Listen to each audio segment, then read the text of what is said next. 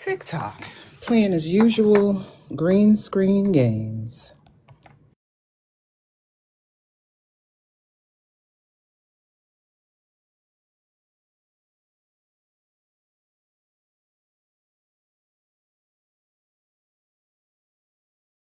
Quit playing with me, TikTok.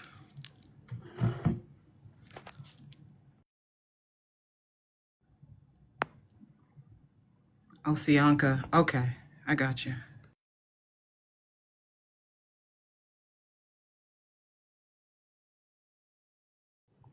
Hey, you guys. While we're waiting to get started, welcome into OVC's TikTok Live Town Hall.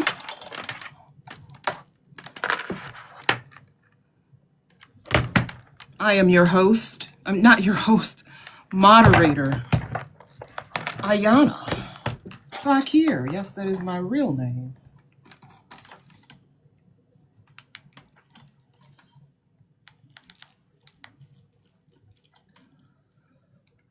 Whew, I'm hot. Y'all, forgive me. I'm a little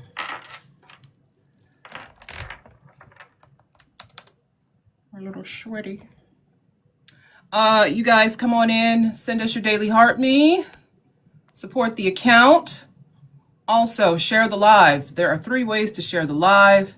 You can repost it. You can add it to your... You can also spam your followers. Spam them, honey. Send it out. Send it on, send it to, send it right back to you. My favorite D'Angelo song.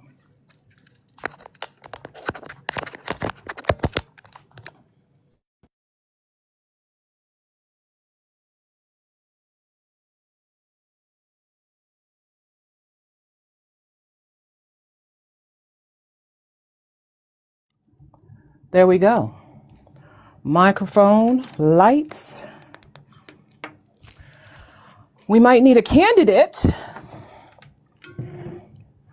We might need, I know, D'Angelo, rest in peace. We might need a candidate. Let's see if I can find one. Magical carousel of candidates. Bring me Vance Bostic. Bring me Vance Bostic. Vance Bostic. Oh, hey. Vance Bostic. Hey, Vance. How's it going? Oh my gosh, I can't believe we finally get to have a Vance I Bostic. know, right? Let me get my background all set up here. Y'all have no idea, or maybe you do because you're here all the time like me. But Vance be in our chat, supporting us. He supports our TikTok live town halls. He's not just a candidate. He's a subscriber. No, he's a person. He loves us. Hey, how you doing, Vance? Oh my God, I'm so excited. Listen, Vance, you can stop pretending because No, I'm not. I have seen you, Vance, on other town halls. You've been cheating on us, Vance. No, You've been using these people to warm you up. It's fine. You know Whatever. what it is? Let me tell you something. Listen, I sit, like you said, I do sit in your town halls quite often, and I always am like, sometimes I'd be stumped by the questions. I'd be like, oh my God, I don't know how I'm gonna answer this. And like all day today, I'm trying to just make sure that I know whatever we're gonna be talking about. Vance, chill, man. Be cool, I was my nervous. baby. Be cool. I am nervous. It's so funny because I really don't be nervous, and I actually kind of am nervous about this a little bit. I'm not gonna lie. Listen. Also, listen, you Vance. may hear my cat meow in the background. He's doing this howling thing lately, so sorry. Well, I have a solution for that, but you might not like it. Anyway, I discovered this morning actually that there's a rabbit that sleeps in my backyard in the winter snow. I didn't know that I thought that they slept in holes or something during the winter. I thought they were like bears, like they went into a hole or something. They're not. No, they just sleep anywhere, like stray cats. Well, they try to find a place, I guess, away from predators that can kind of shelter them. And it looks like it might be pregnant, which means other little bunnies Yeah, you're gonna be a bunny mom. No, Oh I'm my not. god. No, I am not. No. In fact, if I No, go do outside it. tomorrow morning and it's still there. Anyway, Vance, how are you? How are you this evening? I'm good. I'm good. The schedule is jam-packed. There's a lot going on right now for me. Between just starting my first fundraiser and just trying to make everything happen with the campaign. I don't have a team. It's just me for the most part. So it's hard doing it all on my own. I'm at a stage where I definitely need a campaign manager desperately right now, or a scheduler or something, anything. But Really? I'm at a place where I definitely can't do it on my own anymore. It's becoming Oh, I get you tied up. booked and busy. I'm You're well, big. I'm not big. No, I get tied up doing a lot of the back end administrative Yeah. tasks. Honestly, Yeah. the FEC stuff is a lot on its own. Yeah. Doing and running grassroots, doing my voter file and dealing with all of that on my own has been a chore. It really has been. So yeah, that's just where Hold on. I that's was what just I've turning been. my phone on Do Not Disturb. Yeah, I me apologize. too. Don't worry. Yeah, But but that's so that's just what it is. there's no like high school kid that would love to help out I do. There are people that kind of have helped out, especially with the voter file. I have a Discord, and people have jumped in and definitely have helped out on some like the voter file stuff. And there are people who give advice and who help out here and there, but nothing super concrete where it's like a lot of consistent stuff. But that's also where me. I got to reach out to more people and really get things going. That's where I'm at right now in my head, is like trying to assemble something solid. Yeah, Well, you know what, Vance? Maybe you'll find somebody in the chat tonight. I know there are a lot of maybe. people giving. Y'all like to give. Give to Vance. Give to Vance. He really Give he needs Vance. your help. I You need help. know, all God's creatures, including the rabbits, need God's need. Anyway, Vance. Hi everyone. Welcome to OVC. Our Vote Counts TikTok Live Town Hall. My name is Ayana. Tonight we are joined by Vance Bostic. I love your name, Bostic. Mr. Boombastic. He's a candidate for New York's Democrat primary for the 8th District U.S. House of Representatives. We'll be talking about his background, his vision for the district, and of course, taking your questions live. As you know, if you are in the audience and you have a question for our candidate, you can either leave it in the chat and I will read them out, or you can hit the multi-guest and come on up and ask them yourself. In fact, we encourage you to do so. We love to hear the voices. I don't like to hear my voice all the time, despite what people might say. But our vote counts. Let me tell you a little bit about our organization. In case you're new here, our Vote Counts is a nonpartisan coalition of citizens from diverse states and backgrounds united by a shared commitment to empowering voters and promoting candidates who stand for integrity, inclusion, and accountability in the upcoming elections. Formed by a collective of educators, veterans, small business owners, students, and community advocates, our Vote Counts represents the strength of unity across geography, race, and ideology. While our stories are different, our mission is the same: to ensure that every voice is heard. And every vote truly counts, even if I can't talk. Through voter education, candidate outreach, and community engagement, we support leaders who are ready to serve the people, not special interests. No, no, no. By working across state lines and elevating local and national issues, we aim to increase voter turnout, inform public dialogue, and build momentum for lasting change. Our Vote Counts is more than a name. It is a promise, a movement, and a rallying cry for democracy. Together, we are shaping the future, one informed vote at a time. We thank you for joining us this evening. As I said, we are joined by Vance Bostic, who is running for, now let me tell you guys something. Okay? Because I feel like the people don't really get what's happening here. Okay? Most of the candidates, like 99% of the candidates we feature here, are running for a chance to run for the office they want to be in. Okay? That's what a primary is. You're running for the chance to run for the office in November, right?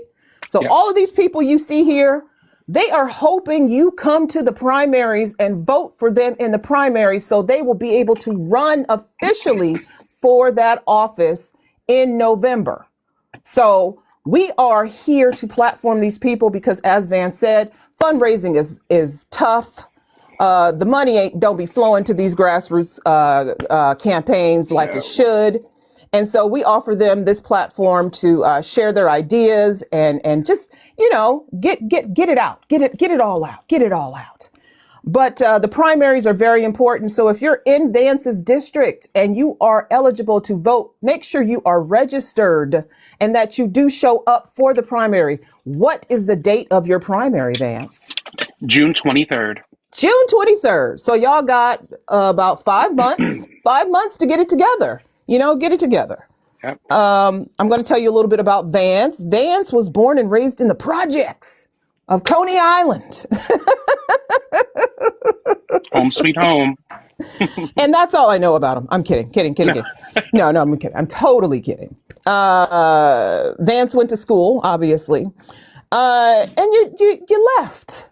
You left for a bit, Vance. I left for a bit.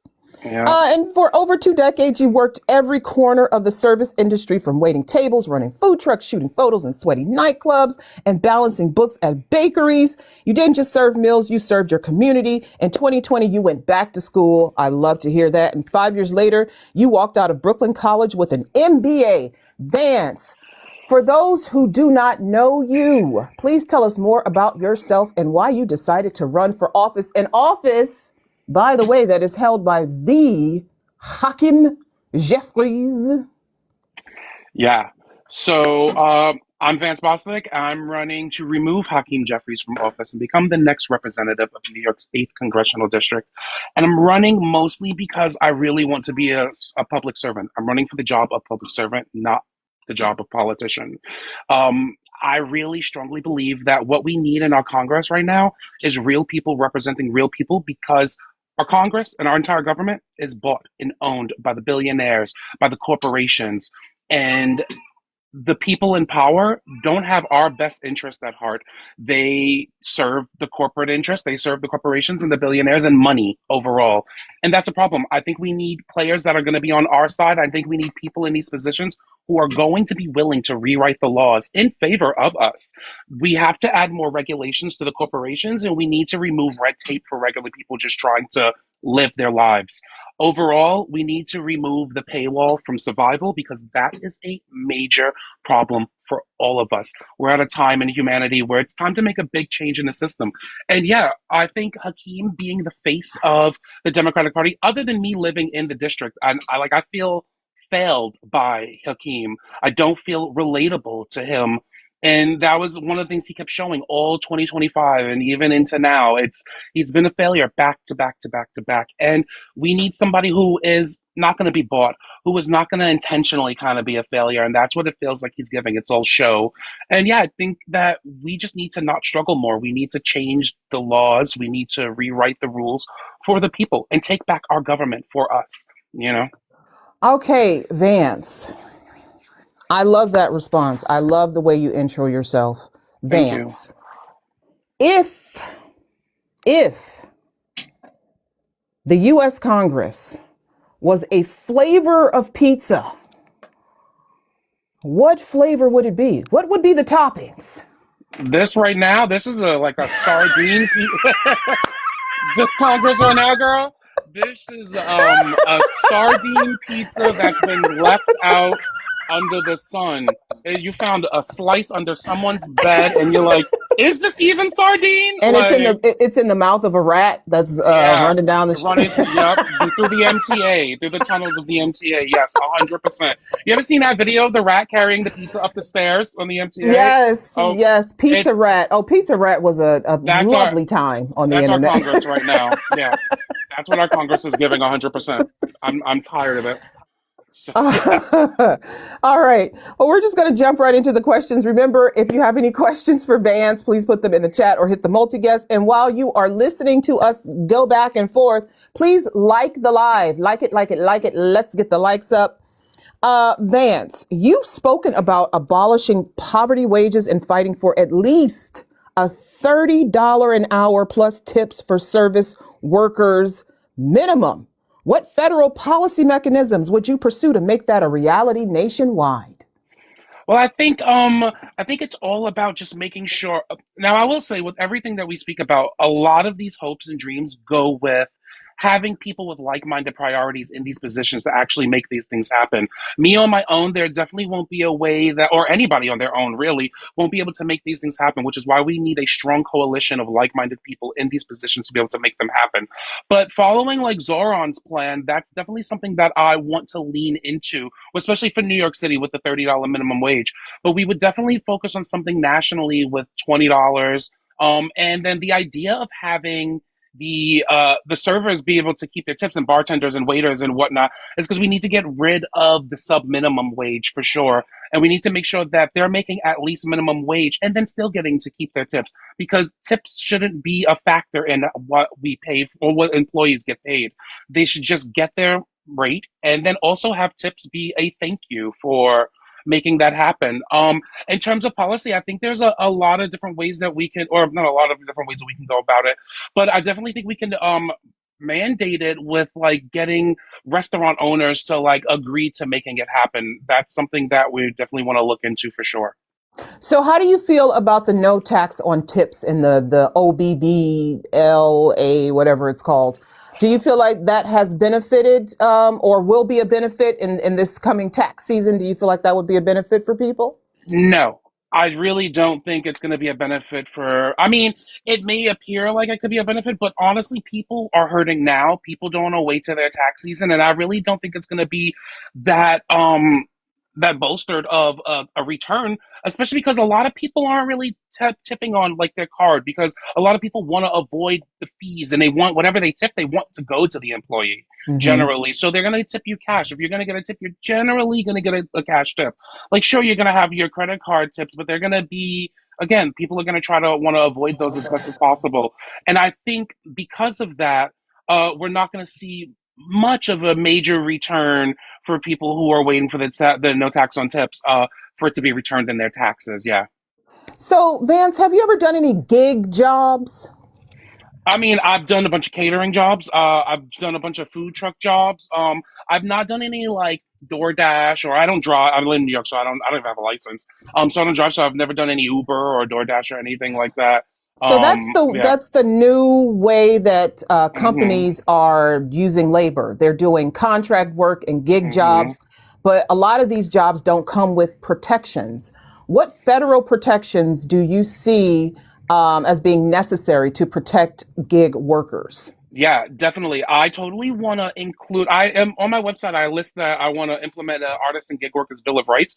But the idea is really that we extend what workers have in their protections for the bill of rights now into artists and gig workers, especially as AI gets more prevalent in our lives, and people turn to artistry and more gig work, and even being vendors on the street.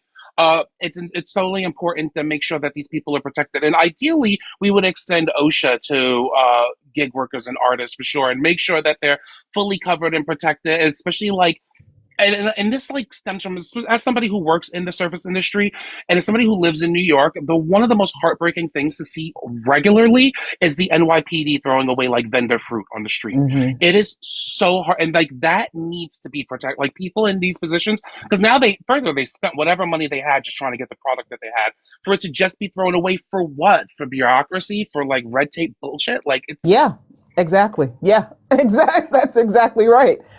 yeah, And they'll tell you, well, we're just following the law. We're just doing what the law tells us to it's do. got to And stop. it's like It's bad. that's got to that's there's got to be some help Yeah. on the front end for small businesses. Okay, that's my next question. Hmm. What do you see at the federal level that's needed to help small businesses compete with maybe medium size? I don't know if Yeah. they can compete with the big ones, but the medium sized corporations. Yeah. What federal measures do you think need to be taken?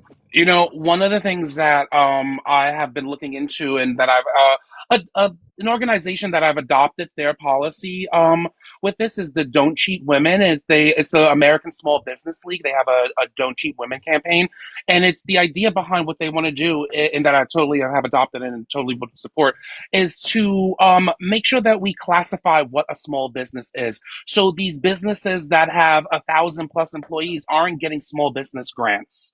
That should actually go to businesses that have under 100 employees, or 100 or under employees. that are actually truly small businesses. So we definitely Hmm. want to make sure that more small businesses are protected and they're getting the grants, and we're not giving away to like SpaceX. And Ah, they're calling a little division of small business or something like that. You know what I mean? Like we need to protect against that for sure. So on the federal level, that's one of the things that when I had spoken to the Don't Cheat Women people, I was like, that is definitely something I support. Specifically because there's a lot of I don't remember the statistics exactly, but the majority of small business owners are women. And then we know that the whole thing with misogyny and women being placed, getting a lower pay, and then they also kind of get cheated out of those government contracts as well. And it goes to like again a company that has 1,000 plus employees when they're not really technically a small business. So we definitely want to protect against that for sure. And I think that that will help bolster not just small businesses, but women specifically who own small businesses. and we know with the rollback of DEIA Yeah, initiatives that a lot of the contracts are going to probably stop flowing even more to women for any number yeah. of reasons. But it looks like the legislative level might be where more protections will be needed for women in business. Your platform calls for housing as a human right. What federal legislation would you support to reduce rent burdens and homelessness in Brooklyn? Yeah. So I think one of the things that we definitely want to look into within the first 100 days is having the COVID era eviction moratorium like permanently like codified into our law. That way we make sure that if people just randomly don't have money to be able to pay their rent, they're not being kicked out just because they can't afford their rent. So that's one of the things that we definitely want to do. We also want to make sure that tenants specifically have the first opportunity to purchase their buildings. We want to have these tenant co-ops where people can buy especially in New York, we have all these buildings everywhere where people can buy, and the whole everybody who lives in the building, whatever tenants can chip in and just have first dibs on that instead of these private equity firms coming in first and taking those up. These are things that we definitely want to look at getting rid of to make sure that people have homes. There's a lot of vacant lots. So many vacant homes. We want to tax those. We want to make sure that rent is not, I mean, that housing is not a commodity. We want to make sure that rent is also not high. We want to have I think one of the things I speak about on my website is doing a 0% like rent increase for like NYCHA specifically, and a 3% for all other private homes. But yeah, we want to try to limit that as much as possible. We want to make sure that people have a home.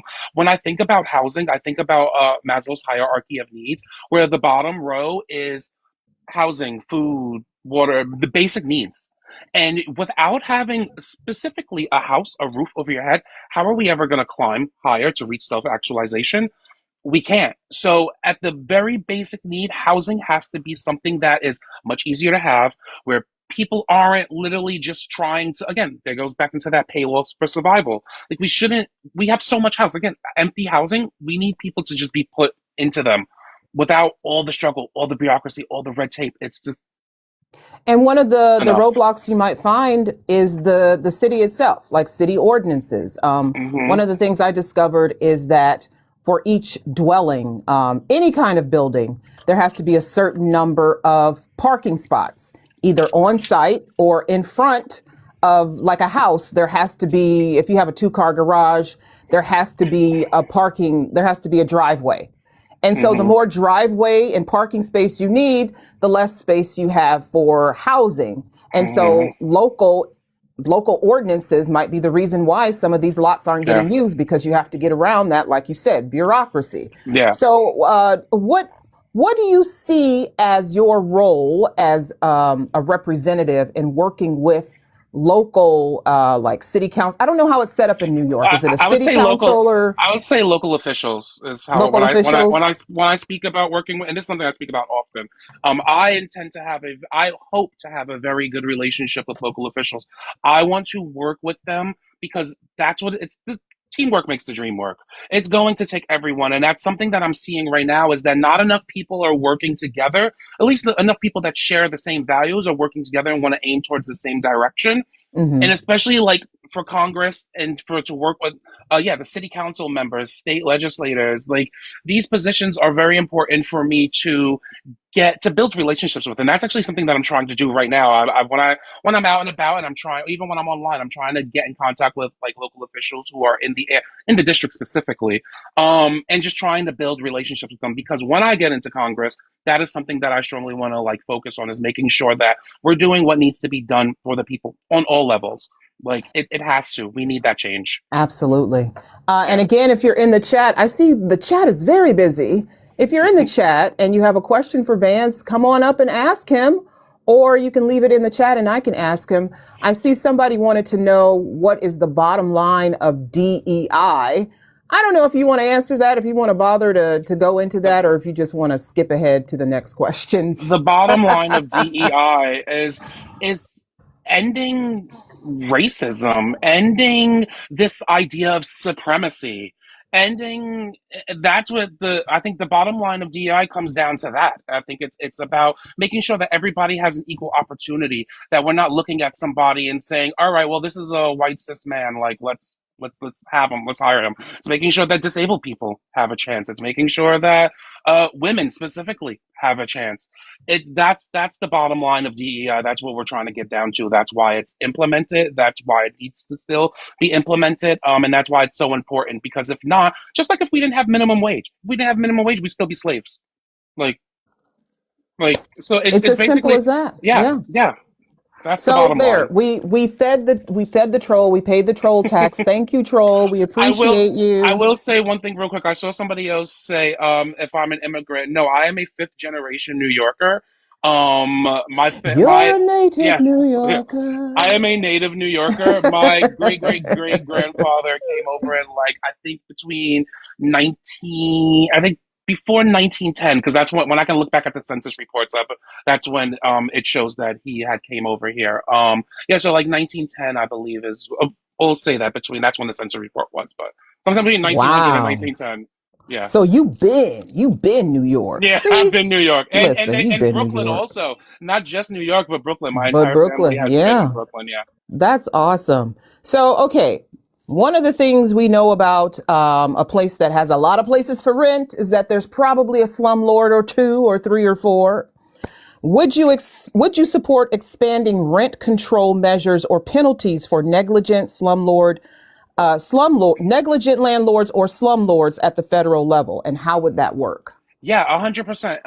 We definitely want to go after all the slumlords. We want to make sure we're subpoenaing and holding like hearings constantly. We want to make sure, and then not only that, we want to have the people. The whole idea for me running for Congress is about giving the people back the power and giving the people back their voice.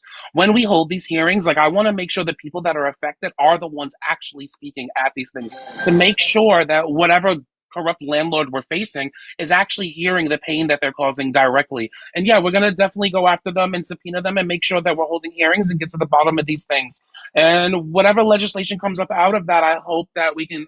I'm pretty sure. Like again, when we get like-minded people in Congress, we'll be able to make the change. So I'm always kind of confident in that theory, like especially with the slate that like we're running as. Yeah, I think having like-minded people in there will have legislation that's gonna make sure that we're all protected. And even though I am running in New York, a lot of these things do affect the nation, and I'm very well aware of that. And I understand that what's good for us will be good for everyone. I'm so sure of it. So, especially when it comes to going after corrupt landlords. Like this is Okay, something we all Vance. face.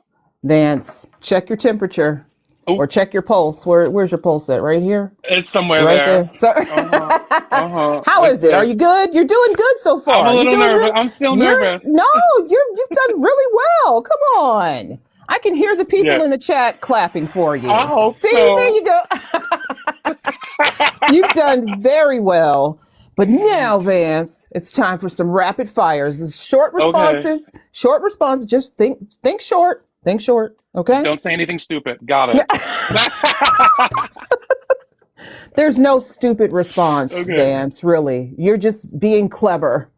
Uh, what's the most urgent safety concern in your district right now? Urgent safety concern. Police brutality. the vendors being attacked, the ICE, like just the police, the system, law enforcement. That we're like, Gotcha. that's a safety concern for us. Okay, what's one infrastructure project you fight for that directly impacts your district's commuters? I would love free public transportation for all of it, both the train and the bus. I know Zoran talks about bus, but I think the entire MTA, the trains as well, totally make those free. I hate paying for the MTA. I try to hop that shit as much as I can. I'm so against it. I really Listen, am. I know I shouldn't be I, saying that. I'm so sorry, but I do. you're I running for a I know. chance to run for I office, know. I know. Vance. I'm an advocate for hopping the train. Yeah, I really am. I mean, if that's who you are, that's who you are. Yeah. Yeah, no, but Uh, I'd rather just make it free for the people. I really would just, I would rather well, just allow people to get on it. I saw those new, does every train station have the new doors that are like longer and they're, I saw this on TikTok, so this could be Mhm. totally cap, but they don't have the turnstiles anymore. They have Oh that yeah, new, there's actually those are coming out. They're only at some stations, probably the more okay. nicer ones. They're like, I think they're testing them at that. I don't think they're implemented yet. I think they're just like running tests on them. And Oh, it's only okay. like at like select stations. I don't believe that they're everywhere yet. No, So you still have a little bit more time to jump they're the still. turnstiles. Yeah. Even with those things, you can actually slide under those. Just saying. I don't think I want to see anybody sliding on the ground. No, you don't. You don't really want to, but I'm just saying. Also, I will say, I believe some people were testing out some videos, but I believe if one person goes through and kind of stands like in the way of the sensor, it actually just stays open. How So much is the train? What are y'all doing? it's $3. But Three. that's over $100 a week just for traveling to work. Just to go to work, you got to pay to go to work. I $100. get it. Like, I get you know it. what I I get mean? it. Yeah, Like, and I totally understand. I understand, but as a lawyer, I cannot nah, condone yeah, theft. no, don't Cannot. don't don't hop the train. Don't slide under. Don't use your jacket to throw over the spiky things and hold on. Like. Vance, you're terrible. What's one commitment you'll make to immigrant communities in your district? Just one. Just one. One commit amnesty. That's a All right. focus. Okay. One federal tool you'd use to prevent displacement in rapidly changing neighborhoods. Going after the oh god, I don't know. I would say going after the slumlords and making sure You that said people it aren't before, displaced. the rent abatement. The rent Oh abatement. yeah. Yeah, That's a yeah. good. Yeah, there you go. See, look at you. Maybe you should be running for Congress for me. Maybe I should. No, yeah. The eviction moratorium. Okay. And finally, should all meetings with lobbyists be publicly disclosed? Oh, 100%. Yeah, Yeah. yeah, yeah. I don't know. I'm And so sorry that people finally, have what that. are you not feeding your cat that it is begging for? My I have a roommate who just got new cats, so we're trying to like get them to like be nice. So my cat wants to get Oh, out of the. I have him in he wants to get out and go see the other cats, and we're trying to just like get the other cats used to the house first okay. before we like introduce the other one. So he's like spazzing out. Oh, well, I'll talk faster. No, I No, won't. it's all good. Don't worry about it. What's your cat's name? Blueberry Yum Yum.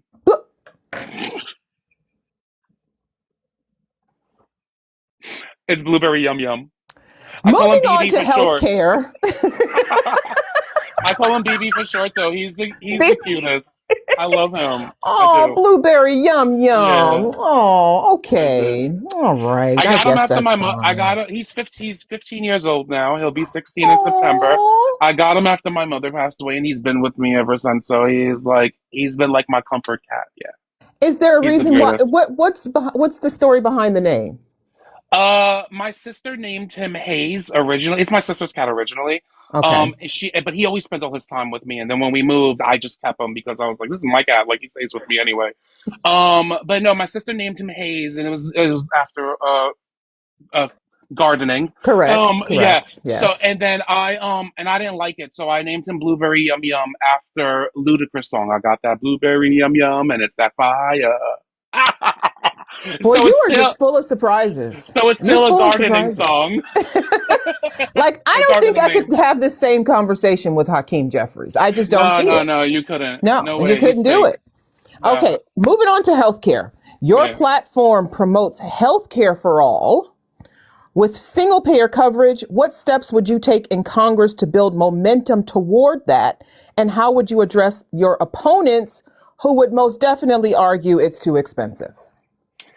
Yeah, you know, I'm so tired of hearing too expensive for things. I'll start with that first. Well, I'm so tired of hearing too expensive for things because we've got money for ballrooms and wars and new planes and military stuff, but not for health. Like that's got to stop. We've been asking for healthcare for too long. That's like the one thing that I'm so confident that we're gonna get, and that when the people who are running for Congress get elected, that it's gonna happen is the universal healthcare for sure. And what steps did it take to get other people on board? I think people are on board now. Well, the people that are running, again, Mhm. I'm very a big believer that people who got us into this mess are never going to be the ones to get us out of it. What we do next is change the system, and that's going to matter. And I fully believe that the people who are running to change the system want to implement this. I'm very confident about that, 100%. So I don't think it'll be Really? that. Yeah, I don't think it'll be that difficult because there's gonna. And listen, we need a blue wave again. It's not. It can't just be me. It can't just be five people who want to that can be elected. We have to replace every single member of Congress. We keep talking about having the second American Revolution. It can happen this year during the primaries and the midterms, where we take back our government with real people who are running for these positions. This can happen, and I'm a big believer that that's what we need. Okay, And so that's what it'll take. Vance, okay, to that end, okay, we're just going to Hmm. hop around a bit Sure. because one of the things I'm seeing is a lot of that talk. Blue wave, blue wave, blue wave. Okay. At least I'm hopeful for that. That starts at the polls, right? Hmm. And primaries are notorious for not bringing the butts to the seats. You're right. So, what is your plan? I know you're on the internet, you're on social media, you're talking to as many people as you possibly Hmm. can. I don't know if you're doing phone calls and knocking on doors, Hmm. but how do you plan on getting people to Yeah. the polls so that we can see even the beginning of that blue wave? Yeah, totally. So specifically, thankfully, in New York, we just had Zoran win in the primary and in the general, where we had record-breaking turnouts, specifically for the primary, also record-breaking turnouts for the general, but mostly for the primary. And I'm hoping that that momentum stays up and people understand the necessary change that is needed. But in terms of tactics that I'm doing, I do like getting around the district, and right now I really love putting up posters. I'm putting up my campaign posters all in specific areas, key areas that were high for Zoran, where people turned out really strong for him and is a high population of Democratic voters. That's the idea, is that I'm getting up posters of the campaign right now. I did Hakeem betrayal posters in these same areas a few months back. That I got a lot of people hitting me up saying, I saw your poster on the street. Like, oh my God, now I'm on your website. Like, and I thought that was really cool. But now I'm putting up my own campaign posters that show me. And yeah, I think it's about hitting up those areas, because then what I'm gonna do is I'm going to be canvassing in those same areas and then petitioning for signatures in these same areas. So the idea is like prime them with like the posters, so they see the campaign, they see the face, and then this is all going to be before February 24th, when petition signature starts here in New York. Then canvas. I'm knocking on doors. I'm talking to people, and it's just about convincing them. And I will say one thing about getting people out to vote. People are sick of Hakeem. Nationwide, people are sick of Hakeem. We we see polls say like Hakeem's got a 70%. True. Yeah, no, it is. We see polls saying that Hakeem has a 70% approval rating in the district specifically. I don't believe polls anymore just because of that. Because when I'm out speaking to people, it's a completely flip. Literally, one out of every 10 person actually supports Hakeem still. And so many people are like, yeah, I'll totally vote for you. We got to get him out. Like, he's like, what are the words? He's doing X, Y, Z. And then we talk about it.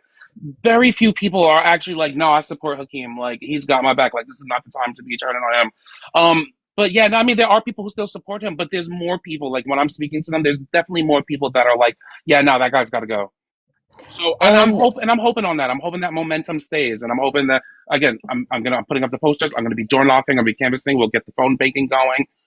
Yeah. so you mentioned petition signatures. So you Hmm. actually have to get people to sign a petition so you can even get on The the ballot. ballot. My Yeah. gosh, the And there's steps, the yeah. steps. I will say it's cool. It's not as bad as some other places.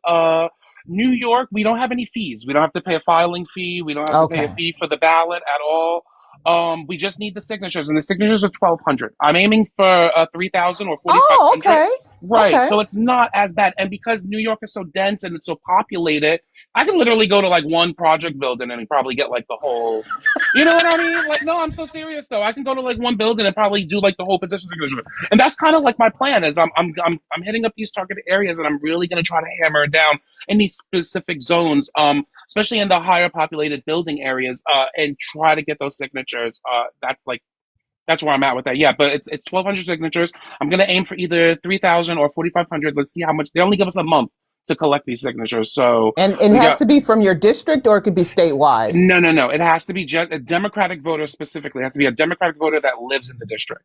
Those are the requirements. And the Woo. person and the person that's getting the signature, like if it's not me and if it's a volunteer, they also have to be a Democratic voter that lives in the district. So I can't even have somebody come from a different district, and at least I don't think so. I'm not sure, but I know they have to be a Democratic voter. So you got somebody already lined up who's gonna be, you I've got got some people? volunteers. I've got a Okay, few good, volunteers. good. Like I said, I got a Discord where I put together like a month or two ago, maybe a month now. That I've been building out. I've got about 60, 70 people in there from all Oh, across the that's nation. Yeah, awesome. that's been like Okay. that's ready to phone bank. They do creative stuff. They do opposition research. They're helping me with mapping out the hot spots for like there's a lot of different tasks to do. It's not just about donating money. It's not just about canvassing and phone banking. There's art stuff that needs to be done. There's administrative tasks that need to be done. There's a lot of tasks. And again, my campaign is about including the people. It's about making sure that not only our voices are heard, but we get more people involved into the process Hmm. entirely. I mean, like one of the things I'll just kind of get off a little track of the kind of off track, but one of the things that I always say is that when I get into Congress, I want to modernize the way we connect with the constituency and the way we include them into the vote. When I go to vote on bills, I would love to have, like using Discord, for instance, have run a poll where I'm like, do you want me to vote yes or do you want me to vote no? And go with the majority of the whoever is in the district will have access to it. And there's a lot of different ways to go about that. You can probably go like, even if I don't use Discord, you can use like probably like a DMV records or something like that. There's a few different ways to deal with Well, you know, polling. the state legislatures do a public comment Mm-hmm. time for some bills, not all bills, but some bills. So that would be kind of something like that, a Yeah, public comment time, and yeah. so the people can give their input. Yeah, and that's definitely what I want. But for like everything that I vote on, like I want it to be something that we vote on, not me vote on. Like it's got to be. My whole focus about this is truly returning the power of the seat back to the people. Um, that's the main reason. That's the whole thing. Without that, it's just more of the same bullshit that we're trying to fight against, and that can't happen. We have to stop it. I love that. All right. Okay. You've Yeah. distracted me. Totally distracted Sorry. me. I don't even know where I was. No, I'm kidding. I'm kidding. Brooklyn residents face barriers to care beyond insurance, like many people across the United States, like provider shortages and hospital closures. What federal incentives or programs would you support to expand care access? Care access. I know that one of the things that I really would like to focus on is making sure, specifically in Brooklyn, that the SUNY downstates hospitals are fully funded and protected because right now they're at the point of like closing, like too many of them. So I think that making sure that our emergency rooms and that our SUNY downstates are fully protected, fully funded immediately. Like that's definitely where and again, a lot of this is about redirecting money, especially redirect like how we pay for all of this is redirecting money from the Pentagon, redirecting money from foreign interests, just sending it all around to different places to where we need it. I say more care, less war. So Okay. that's what I would want to do. Okay. So I guess, I mean, moving on to foreign policy and defense, do you feel as if too much money is spent on that? I don't even know what we would call it. Department of Defense war, Department of war Yeah, defenses. yeah, Do you think them. too much money is spent in that section? They're Of asking for course, more. They're asking they're for asking for more. more, and it's too much, and they can't even pass an audit at the Pentagon. Like, nah. No, we got. I think I propose a plan of redirecting. I think it's. I don't want to say if it's 1% or 8%, and it's 8 million. It might be like 8 million or 8 billion. I can't remember the numbers off the top of my head. But I think it's about redirecting a portion of that definitely to our social services for sure to make sure we're protected. They have way too much money. We don't need that. Again, it's definitely got to be about more care, less war. We have to. It's got to be about humanity first. We're doing too much. We live on. We're at a time where we live on the same planet. why are we still attacking each other across the globe? It just makes no sense to me. Why are we going after resources that we all need to survive? It's just crazy to me. I totally agree. You've said that you want to cut all U.S. funding to the I countries' military actions. How would you balance national security considerations with your call for change in foreign aid? I think so. I think about this often, and I think a lot of it is just about establishing more diplomatic relations. I think what we need to be doing is aiming to reach out to people, to other nations and other governments around the planet. All of us have to be on the same page. Again, it's got to be about humanity first, and this is something that needs to reign supreme throughout the globe. But establishing something like that and be like, listen, this is where we want to focus. Again, less war, more care. We want to build diplomatic relations. We don't want to like build barriers to like peace by saying we need war. What about a board of peace, A board of Vance? peace. I love that.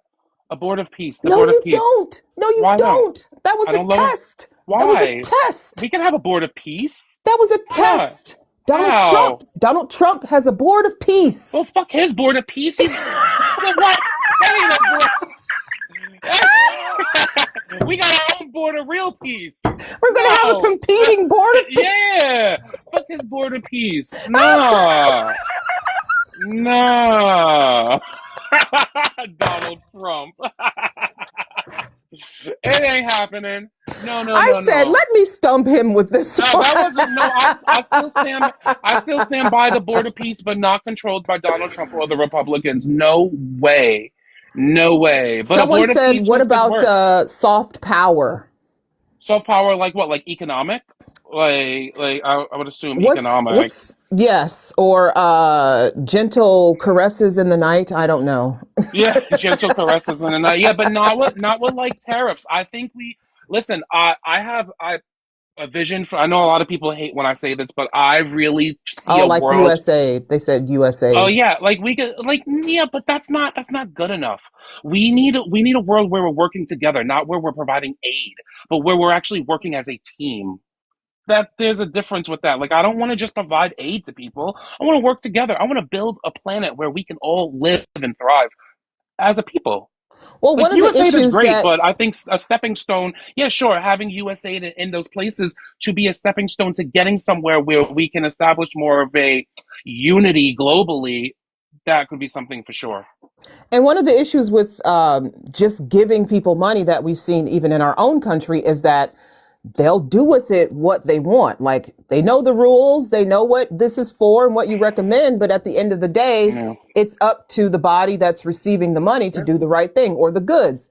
And yeah, so USAID, we give food, we give medicine. Sometimes when the medicine goes into these countries, there's a group of people who say, you know what, we're actually going to steal this. We're not going to give it to the yeah, people. And then we're going to mark up the price and put it on the shelves and they'll either pay for it or they won't. yeah, And so just giving people things anymore, it's not good enough. yeah, It's not good enough. So what yeah. would you And propose instead of just giving? that we find a way to shift our perspective to where we're working towards sustainability and the humanitarian efforts. I think instead of just like saying like here's aid to help you, how about we work together and we help each other. I think that there's a world that we can build that. I think there's a world where we can strip down borders a little bit and come together more. As listen, we have planes where we can literally fly around the world and touch each other in the matter of hours. Why are we so separate the way that we are? And just providing aid kind of fuels that a little bit. Mm-hmm. Um in a way where it's not necessarily, again, like you said, it can be used mischievously where it's not used appropriately, and we can correct that in a way where, or versus like, for instance, Elon Musk getting all the subsidies, or a single mother with like four kids get, there's a difference in how that gets used, and where the care for the aid goes. There's a way where we can Well, we can help and people and work together. there's a value judgment there. There would be, Hmm. well, Elon Musk is going to provide 100 million jobs, whereas the single mother, she's going to Hmm. provide just her own labor, and maybe Hmm. her kids will grow up one day to labor also in the U.S. economy, and so he's worth more. He's worth the Hmm. investment, whereas others, maybe not. And that's just hypothetical. I'm not saying this Yeah, is yeah, what I yeah, yeah, yeah, believe, yeah, but they do yeah, make value judgments like that. yeah. Yeah, no, I think that we see where that thinking has got us, and it's not good. When I think about getting into the system, I think about changing it. I don't think about upholding it. I don't think about how to rebuild it. I think about how do we make something new? What do we do that's different? Something that's going to work for the people. So when I hear, even like when I'm talking to people like to bring on as team members, and they're like, "Oh, this is how it's done, and this is how it works," and I'm like, "Yeah, but that's like that old playbook isn't going to cut it. What we need is something new. What we need is something different." And that along the lines of like, oh, Elon can like build like businesses and like have more employees. Like, and where has that gotten us right now? Nowhere good. Nowhere good. And now we're all I struggling. And agree. he's Yeah. almost a trillionaire. The fuck? So everybody's talking about this. This is the hot topic, the hot goss. What's the hot goss? I'm so tapped out of current events a little bit. Immigration law, Okay, immigration immigration reform. law. I know this is What's your one key proposal that's going to fix maybe 10% of the mess that we're in with immigration, from the Department of Homeland Security to asylum seeking to visas to mhm, people who just want to come and visit? What's the one mhm. thing you see as being necessary right now? I think right now what would be the best thing for us to do is to grant amnesty. Something very similar to what Ronald Reagan did back in the 80s. And now I'm not a fan of Ronald Reagan. I hate Ronald Reagan. I feel like this is probably like the one good thing. And even he might have had selfish reasons behind doing it. But Mm-hmm. I think that it was still a good faith move in terms of helping people. Kind of, sort of. I mean, for the most part, we could modernize the amnesty where we make sure we're screening people, we're doing background checks, we're making sure that people that are here, we're going to just allow them to be pushed through the system a lot faster. And then we're screening people and we're making sure that we're getting out the criminals for sure and we're checking everybody. But the whole purpose is to say like, welcome here. This is America. And I'm a big believer in that America is a melting pot. America is a reflection of Earth. America has no actual of its own culture. What we are is a reflection of all of Earth, especially in New York City here. We can see this is why I'm not traveled around the world, but I live in New York City where Yeah. it's like this is the world is here. Like I don't have to go anywhere because it all comes here.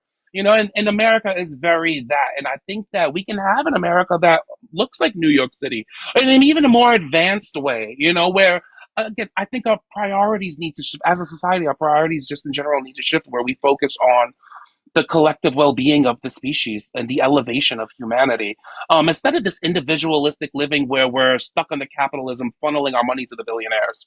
Like and immigration and the borders and all of that fuels supremacy. It fuels capitalism. Poverty is profitable for these people. They love the struggle. They destabilize other places to make people want to come here so we can just struggle on we're a machine of the money, and it's a problem. So I think the one thing that I would say honestly is have an official like amnesty program where we're really just saying like let's just wipe the slate clean and just like try again. Well, not try again, but actually just build better. Okay. So I that's like what I that would go with. response. Yeah. Okay. You're from a place where there are parks and parks, famous parks, but there probably could be more green space if people tried hard enough. People care about parks and open space and environmental quality. How would you balance growth and environmental protection? Growth and environmental protection. Wow, that's not something I have actually thought of. Growth and in terms of like park and like green spaces. Well, if you want to, on the one hand, you want to make sure the air is clean, the water is clean, that people have enough Okay. space Yeah, to go walk their dogs or walk their cats. I don't I know what got it. people do, I but at got the it. same time, economic growth Hmm. means probably more businesses, more business investment, maybe Hmm. attracting some foreign investments, maybe some things we never thought about. Like, we're sending rockets. Did you see that SpaceX rocket going into space? Yeah. I mean, that's done some things to the environment in Texas. Hmm. I've seen so many stories. Yeah. So you want the economic growth on one hand, but you also want to protect the environment. And can they coexist? Is there something Congress can do Yeah. to ensure that they play nicely together? Yeah. Well, I definitely think green renewable energy is gonna be a key factor in that. I'm a big supporter of offshore windmills. I also really love putting upgrading homes and having solar panels on like every roof and having that be a standard being built into homes directly. I love the idea of those things. I did it in college. I did a whole report on offshore wind turbines and the way they like connect with satellites, and I'm a big supporter of them. I really think that that's the way, especially where with that land, instead of having them on the wind turbines on land, we can build plant more trees. We need to make sure that that is happening, that we're correcting those things. But a big part of that also comes with regulating the corporations. I think that the lobbyists have spent decades making sure that they write legislation for our lawmakers to pass for them, so that they're cutting all the lines. They're harming our environment just for the bottom line, just so they Right. can have more money. So I think definitely making sure that more regulation on these corporations and we roll back all the environmental hazards they have allowed to happen. That's a big thing. But also having renewable energies, making sure that instead of taking up the land, we have solar panels on the roofs. We have wind turbines in the ocean. We build more parks. We plant more trees. I also really love the idea, and I know that like people really shun the idea, but I would love to plant fruit trees like in public spaces where like people can, and that'll help with the environment and also help with people who want to have an apple off a tree that hopefully isn't watered by piss. But whatever, you know, I think the sentiment is still there. Like the idea is nice. Like hopefully we build. You know, we got to get more public bathrooms also. Like we need more public bathrooms. Right. We got to make it one step at a time, Yeah, Vince. yeah, One yeah, step yeah. Sorry. Yeah, let's just start with the solar panels on the roofs or regulation of companies. Let's go with that one first. Right. There are solar companies that are going out of business. They're putting people into these ridiculously long contracts, like 20 years of financing, and Yeah, it becomes so daunting that a lot of people don't do it. yeah. And They do so, it purposely. yeah, yeah, they do. But another thing is that, okay, Joe Biden, you remember him, President Biden. He had the infrastructure law, Mm-hmm. and a lot of money, billions, trillions even, went to Mm-hmm. different environmental projects, wind turbine farms and solar panels and fixing bridges and replacing lead pipes. And here comes the next guy in, and he says, you know what? I don't like any of that because that sounds like DEI. So I'm not going to allow them to release the money for that project unless they agree to, I don't know, build something else. Build a well where they can dig for more oil because I love oil. I don't like wind and solar. I don't like the sun. I prefer to Yeah. Oh, they don't smear like the cream sun. on my face for my tan. Mm-hmm. Mm-hmm. How do Just you? You're in Congress. You got the mm-hmm. power of the purse. How do you manage that?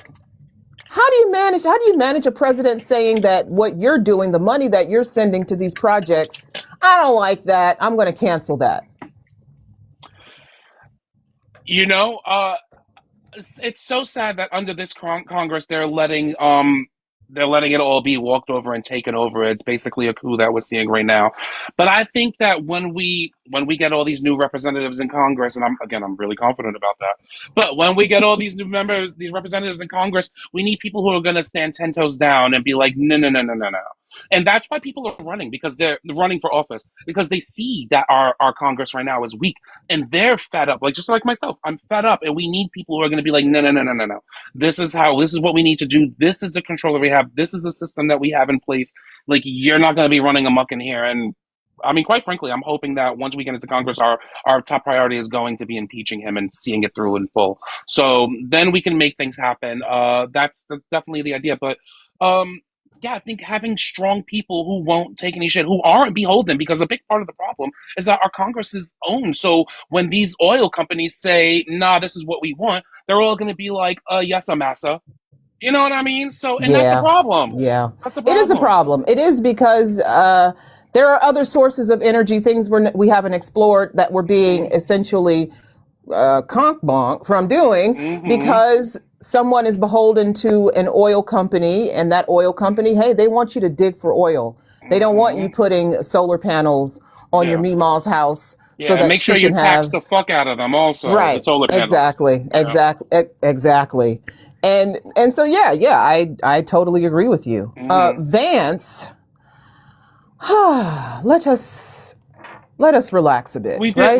We did an hour. We did an hour. You did an hour. No, that was You did it. us. That was. You. This is a we Now thing.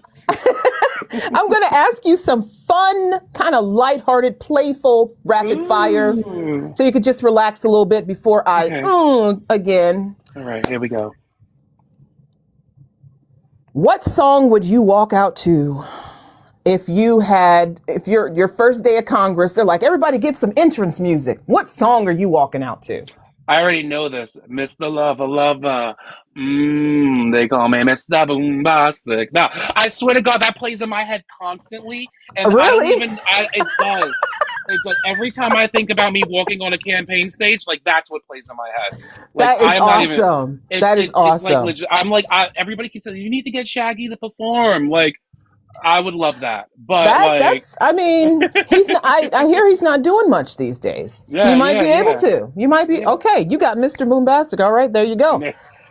What is the most underrated joy of your district? Underrated joy. I mean, I grew up in Coney Island where there's an amusement park. I wouldn't say it's underrated, but I love it. I think an underrated joy also is Coney Island is the summer, is the winter time when it snows, especially like right now, where the whole entire beach is just covered in a blanket of snow and nobody walks on it because it's the beach. But it's like a sleek like white snow. I think it's a joy to sit down and just watch, especially if it's a nice warmer day. You can just Yeah. sit on the boardwalk and just look out at the ocean and just the it's not brown sand but it's just white snow. It's very joyful to be able to see something like that. And it's underrated. You don't have many spots like that in New York or in Brooklyn I specifically. would say that sitting outside in the cold is underrated. Yeah. Yeah. That's Yeah. definitely underrated. Yeah. Yeah. See that you do. I know this. I kind of hate the snow, but it's a good sight to see. I wouldn't It say like is. It's it's a beautiful to fun look at. experience to have, Yes. but Yes. it's beautiful to look at it, and It especially really is. if you're Yeah. stressed out and you want to just take like 30 minutes, even just sit on the boardwalk by yourself, listen to the waves, smell the salt of the water, and just look at the cold snow that's flat. It's just it's the sleekness of the snow that's more attractive. Yeah. Okay. All right. Uh what's your political superpower? Listening, negotiating, or telling jokes? I would hope that it would be listening.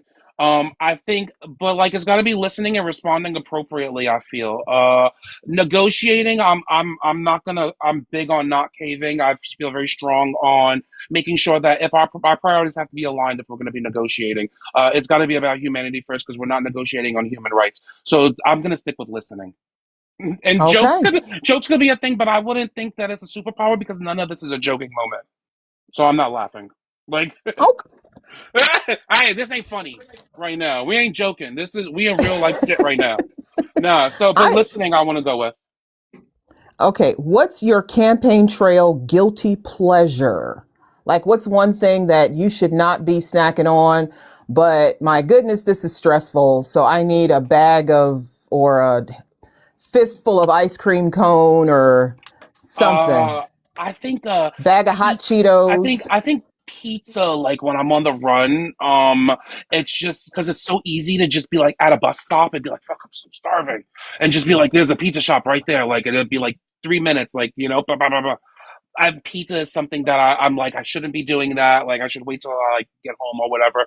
But like, it's too easy to grab a slice of pizza from somewhere. So I think like that. This is kind of a guilty pleasure, sure, yeah. Try shawarma. You like Yeah, shawarma? yeah, a little I like bit shawarma. sometimes. Sometimes. Yeah. Yeah, All right. If you could teleport anywhere to anywhere in your district right now, where are you going? Coney Island. Andre, There you go, Coney I Island, love it. ladies and Coney gentlemen. Island. I'm going home. Well, one where I grew up at. Yeah. What's the most iconic local food you defend with your life? Iconic local food. Ooh, I mean, this is like a Caribbean area. I really love a Jamaican beef patty. I love oxtails with mac and cheese. Ooh, Ooh. yeah. like a baked macaroni and cheese and some oxtail from like a Oh Jamaican my spot. God, I'm Like, starving. Oh, oh, please. I love Oh, going to like a Jamaican spot. I really, really do. I love it. And I love a beef patty too with some provolone. I like provolone cheese. I don't do mozzarella. I do mozzarella if there's no provolone, but my cheese of choice is going to be provolone. And I really love a beef patty, but I do love an oxtail with a mac and cheese like so combo. if somebody said to you, Cleveland, Ohio has the best oxtails and Jamaican beef patties. It don't, by the way. You would be like, no, it's Brooklyn on 81st Street. There's this little place with the corner and it's got a flag and that would be your thing. Yeah, yeah, All right. Okay. 100%. Yeah. Are you an early morning person or a late night Oh, person? I'm a night person. I've worked every job I've worked. It's been a night thing. Yeah, I am not a morning person at all. There's sometimes like that's one thing that bothers me right now is like everything in politics happens so early in the morning. Yes, it Oh does. my God. Listen, I worked in nightlife for 5 years in LGBT nightlife in the clubs being a photographer. And like I was getting home at like 6 in the morning and like sleeping through the day and I would wake up at like 7 at night and then have to be at the club at like midnight or something to do every day. And like my Vance. schedule is kind of still on that where like it's like I come alive at night like a lot. Like the sun goes Vance. down, I'm like awake. The sun comes up, I'm like Mm-mm. sleepy. If the Capitol is a club, it's open at 8 a.m. You got I to be know. there at I 6:30. know. I actually I'm in the process of trying to flip my sleeping schedule. I try to do from midnight to 6 a.m. Like I don't ever I listen. My alarm be going off for like 3 4 hours sometimes just straight, and I'm not even joking. You're dreaming and there's a noise Yeah, and you just think it's yeah. some music someone is playing while you're hmm dreaming. All the time, like it's so hard to get up. I'm in the place of like I like take melatonin like at like 10 o'clock at night to try to like get myself to like wind down and like I sleep to like YouTube like I do like the black screen like Yes. harmonizing Yeah. sounds Yep. or something like that. Mm-hmm. And I just like try to fall asleep and sometimes I'll like look up and I'll be like fuck it's 4 a.m. Like God damn, and I've just been laying here for this long. Vance, you got some preparations to do. Yeah, You got yeah, some yeah. No, prep that's you yeah, okay. I'm trying. Um let's see. One more. What's one local business you'd recommend to someone visiting your district for the first time? A local business. Shit. Honest. I've never been to New York. So what would you say to Huh. me, a person who's never been? If I was coming to District 8, if I was coming to Brooklyn, what would you tell me to go? I love Chinese food. I like, like, there's in Coney Island, there's this Chinese food restaurant called Oriental Palace that I grew up on. And since I moved out of Coney Island, I don't get it to eat it that often. But every single time I'm out there, that is where I go to eat. Always. They have this boneless chicken with a pork fried rice that has a barbecue sauce on it, and it's so good. Did you say pork? Oh, Hmm. I did. I did. Hmm. You do chicken fried rice also. You do a chicken. Their chicken fried rice is so good. No, yeah, you can do a boneless chicken with a chicken fried rice, or a regular fried rice, or even with a white rice, honestly. But I really love that. Like, it's so delicious. Oh, hey, we girl. we have a guest for you, a guest question. Hello, Oh, Buttonell, aka hey, Melanie. Hi, I'm doing hey. the New York thing and I'm on the train right now. But I hear that the Brooklyn president, Antonio Reynoso, Yes. has thrown his hat in the ring. I know Hakeem is already going to be a challenge for you. How Oh, do you also compete against um, the president of Brooklyn? it's actually a different district he's running in. I believe He's running in a different district. he's running in a different district. I think Okay. I want to say 7 or 9, perhaps. I don't remember Okay. off the top of my Well, head. what's your feelings about him? I don't mind him. My biggest beef with people is where their loyalty to humanity lies right now. Mm-hmm. Because like what we're seeing with representatives, is whatever happened in the past, like with Michael Blake running, for instance, in the Bronx for Richie Torres' seat. He's like freshly like being beholden to like Israel, for instance, or I shouldn't say the whole word, but you know what I mean. Um, he's like freshly beholden to it, and that's a little bit of a problem. Even though he says like he won't take any of the money now, da, da, da, da, da, da. Like it was just a month ago, like he was, or a few months ago, that he was just talking about flying over there, like. So it's stuff like that, and Reynoso also has something similar where his loyalties, I question people's loyalties, at least where they are now, especially in the catastrophe that we face. Like where do you stand now? Like, because right now you have to take a stance. Like, we all do. Like it's like, do we put humanity first, or do we still put money first? Like where do you want? Because right now I'm focused on putting humanity first. So I don't mind him overall. I don't know enough about him entirely. I did support his run for borough president.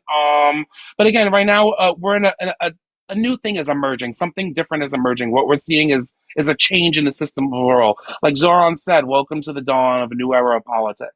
We're in the dawn of a new day of And politics. I learned about him because I actually got a text message Mm-hmm. saying that a congresswoman was endorsing him, and they were sending out the spam text messages to donate to his campaign. Mm-hmm. And so I did a little research on him, and it was mixed reviews. Some people Mm-hmm. liked him and loved him, for the president, and then some people was like, no, like where's our money going, type of Yeah. thing. Yeah. So Well, just was curious about what you felt about that. So. I will say, to answer your question, in terms of me running against somebody else and also Hakeem Jeffries. I mean, there was a point in time just back in December where Chiosei was running for against Hakeem Jeffries as well. And for me, like, I wasn't too panicked about it, because I felt that Hakeem represented the establishment, but she also has a level of middle classness, private school background, that like that we're kind of like fighting against the establishment. Like there's this political ladder climbing like esqueness to him, that kind of would have been the angle that I would have went with when dealing with it. But like, I mean, I was happy to have him in the race. Also, I really wish that we could have had a better like kind of partnership to go against Hakeem. But it is what it is. He ended up dropping out anyway, so I didn't think he should be running in the I first place, got but that. whatever. Oh, Yeah. well, thank you and good luck. Good luck. Yeah, yeah. All right, Thank you, love. Thank Mel. you. Thank you. All righty, Vance. Moving on to public safety. Public safety is often handled locally, right? What Hmm. role should the federal government play in supporting cities like New York City without overstepping local control? When it comes to safety, I think the biggest thing that we need to do is we have to tackle poverty. That's going to tackle so much crime that we need to shift the way we deal with public safety. Again, this takes me back to what Zoran wants to do with mental health services, and like just making sure that we're tackling those areas. Instead of more police, we need to have more people go dealing with mental health crises that are happening in like our subways when somebody's having like a breakdown. So I think a way that we deal with that is using the government to have more social services to make sure that we limit crime. That way we're not relying on police to deal with safety, when a lot of the time the police are kind of a problem for us. Like we're like a big issue that I always have in New York is like I always kind of say like we view the police and the people view each other as enemies for the most part. We need to view each other as friends or as teammates where we help each other, but we don't have that kind of society nationwide. We don't have that kind of society. We kind of have this grudging behavior with each other almost. So we need to flip that. I always wish that there's a way to have a better relationship with the police where we're not like, oh, here comes like the NYPD again to like harass me for like selling fruit apparently, you know what I mean? So we need to make sure that people are protected, and I think by tackling poverty, by dealing with our social safety nets, those are how we're going to be able to limit crime. And I think the government can regulate that, especially like with SNAP, for instance. And I have my own feeling about SNAP. I don't know if we're going to talk about that, but I will say real quick, I would love for a SNAP to be the groundwork entry program to a longer term universal basic income where we intentionally allow more people to get on SNAP. Because again, we want our basic needs met. We want food, water, especially that. So like I always have a vision of having people who make 150K or under being eligible for SNAP. Like just straight up. And the idea is not to have welfare, but to actually just have services, to have income, to give it to we want people on these programs. So that's kind of like my idea with that is definitely tackling those, and we're going to reduce a bunch of crime where we can actually focus on mental health. And going back to the SNAP, can you really call it welfare if they make you work to obtain it? And you only receive, it really is assistance because it's just a little bit of money that you receive. I mean, depending on the size of your family, but you also have to work and contribute, show that you can contribute to your community. So is something like that, like you're saying, people under 150,000 should receive SNAP. Is that something that you would still require? They have to be working, or they have to show contribution to the community, or they have to jump through this hoop and this hoop and No, I think again, it's about making it. We want people on these programs, whether they're working or not. I think our basic needs. Again, it goes back to the Maslow's hierarchy of needs. If we don't have housing, food, water, basic needs, and out of it, because then there's education and healthcare that's also part of the basic needs matrix. Yeah. But for housing, food, and water, those are the things that are automatic. Like without those three things, the survival, because education and healthcare, like hopefully we don't get sick, whatever, we can add universal healthcare. In education, we want to teach people anyway, but we need a roof over our head, we need food, we need water. That's how we live. And I think those things need to be provided 100%. We are in a time where, again, the billionaires are literally hoarding all of our money that they've been stealing for decades. Elon Musk is trying to become a trillionaire. The money is in the world. It's there. We just need to funnel it to these other places. I also have this idea of having a cap on wealth where we cap it at $1 billion. And if you make over $1 billion, that's it. You get no more money. That anything above $1 billion gets funneled back into society. And also, if you like capitalism, you make $1 billion. Guess what? You win at capitalism, and now you get a certificate because you won. I don't know. You got $1 billion. Do you know if there are any billionaires in your district? I don't think so. I don't know. I don't want to lie, but I don't think there is any billionaires in the district. But millionaires. There's definitely millionaires. There's definitely millionaires in the district for sure. I don't think there's any billionaires that live in the district. I don't even know where they would live. Maybe like the nicer area, Crown Heights. Like, I don't know. Like it's Brooklyn. It's not like. No, I don't think there's any billionaires that live here. You would be surprised. Like there are little pockets, and then you see a giant house, and you're like, oh, that's where so and so lives. So I don't know. I know there are millionaires all the way around here, but when people say New York City, you just think of, like you said, there's a mix of people. All of America is in New York City, from the poorest to the wealthiest, sky rises and little houses and people sleeping on the street and people from Africa, South America, Europe, Asia, all over. They're all converging onto this space.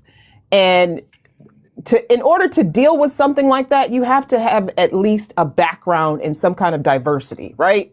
Either you got that through work or you got it through your education. You are a product of a New York education, public education, right? Yeah, 100%.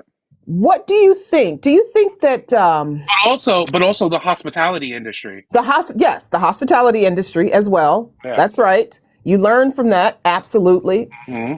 What do you think the federal government can do, at least at the legislative level, to better help people who are receiving public education? We see now that there's this, I don't want to say divestment, but they are pulling money. States are pulling money out of public education, certain states. And Congress really isn't stepping in to say, hey, maybe you don't want to do that.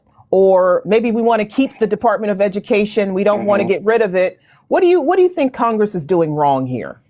I think, first of all, I think Congress is doing everything wrong. I think I don't like anything that Congress is doing, and more importantly, to that, not liking anything that Congress is doing, the veil is lifted, and everything. I feel like we can see through all the bullshit now. So I don't feel anything that they're doing. I don't even think that there's anything that they can do that will make me feel differently. That they'd be like, you know what, let's give them another shot. Like, nah, I'm done. I'm ready to replace all of them. But in terms of like what we can do, I think like definitely funding education is so important, especially public education. We need to make sure that public education is free because what private education does is, again, it aids segregation and it aids supremacy.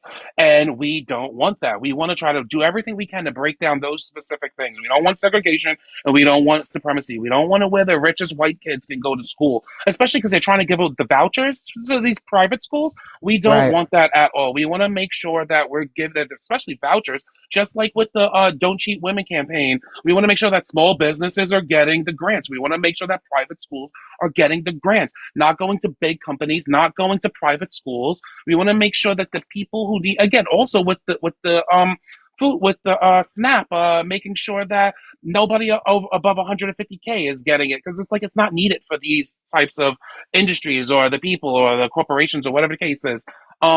We want to make sure that they're protected. We want to make sure that our schools are funded. Definitely public education for sure. And even when it comes to student loans, like we want to make sure we cancel all of that. We want to make sure that we just want to make sure we take care of education. Education is how we can elevate humanity. And a big part of why we're stagnant and even now regressing is because they've spent decades destroying our education system. It's because they spent decades like funneling money elsewhere and into these private schools and making sure that education is gate kept. And it's not just funneling money to private schools. There's a movement against intellectualism. There's Mm-hmm. a movement against books of all Mm-hmm. things. And Yep. one way to keep the populace under your control is to not give them knowledge. And all of the answers are in the books. So if they can ban the books, if they can tell you that going to college is only for wealthy people, you don't really need to do that. You can just go straight into the working world. You just need a high school diploma. Mm-hmm. But the high school education you received was a very basic one that didn't teach you anything about the world, other Mm-hmm. people, and gave you this very sanitized version of history. Mm-hmm. What are we preparing people for? What are we We need preparing people for? I think we need to prepare people for everything. I think like for K through 12 is definitely important for our basic life needs. For sure, and we could teach people life skills and those things too, and those levels as well. I think the specialized things could definitely be reserved more for colleges too, and trade schools for sure. For when we want to have those more specialized educations. I wouldn't say like, I mean, we do have a really shitty education system, but we can educate people in a way where they are more prepared for life and they're not prepared to go and like just work at an office job. Um, Even if we're training people, if we're educating people on how to like deal with writing code, we have to update the way we educate people. We have to make sure that our history is told more accurately so we don't end up in this situation again. But yeah, I think there's a way to protect and elevate education and make sure that we're learning something new and we're keeping up with the modern time of learning. Yeah, And how did your own experience with the public education system? Because you did drop out of high school and I did. you went back and you got your education, Yep. but you obviously, I don't know what your difficulties were, but how does your experience shape your views of public education and the investment in it by the federal government? Yeah, I think for me personally, what my downfall was with school is that I was working while I was doing school. So like a big part of why I ended up dropping out of school is because I was a carny at the time, and so I would miss like like a month or two in the beginning of the school year, and a month or two at the end of the school year, like every year. So by the time it came down to my senior year, I didn't have enough credits to pass, and also when I was in school, I was an artist and I was focused on photo. I was learning photography at that time. Mm-hmm. So I spent a lot of time in the dark room dealing with photos and just in my photography class that I was cutting a lot of classes and I was skipping them. So those are definitely a more me problem. I put art and work before actual academic, and that's kind of something I've did throughout my entire life, where I've kind of continuously put art. Blueberry, blueberry. Stop. And in the middle of the Sorry. conversation, someone shouts out, Yeah. "Blueberry." Yeah. My bad. Sorry. I don't know how. I don't know if he's being loud, but he sounds loud to me. No, it's fine. And he's sitting by the door trying to get out. He knows that our time is Yeah. almost up. He knows that it's almost time for him to get out of his cage. But yeah, nah. What was I saying? I totally forgot. I'm so Yeah. sorry. Well, we can move on to something else, but I was just basically asking you how you're just real quick. Look at. Oh, look at him. Oh, hi. Yeah. Oh, he has no interest in me. That's fine. Nah, he don't Just care. like every man. Anyway, I was just basically asking you how your experience in high school shaped how you view public education. Yeah, I mean, I support public education. I wish I would have took it more seriously when I was at that age. I let work and my passion for art take hold of me. Where I could have focused on that after I actually focused on my education. So I wish that I took it more as a priority during the time that I was in high school. But I mean, for better or for worse, this is the path that I walked, and I'm comfortable with what I did with my life, and I'm feeling successful in whatever success I gather. But I also view success in what I've done to achieve my goals.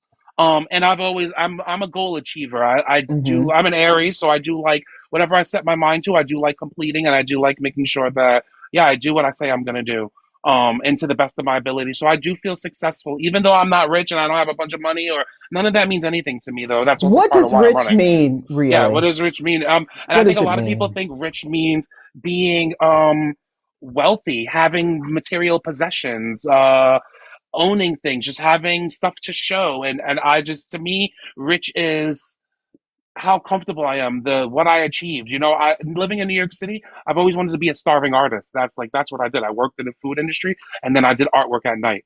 And again, for better or worse, this is the path that I walked, and I feel very successful in that. And I did that. I lived my passions. I lived my dreams. I got a hospitality background where I served the community, and I feel very proud of what I have done and who I am in the world. Without having a bunch of money, that shit means nothing to me.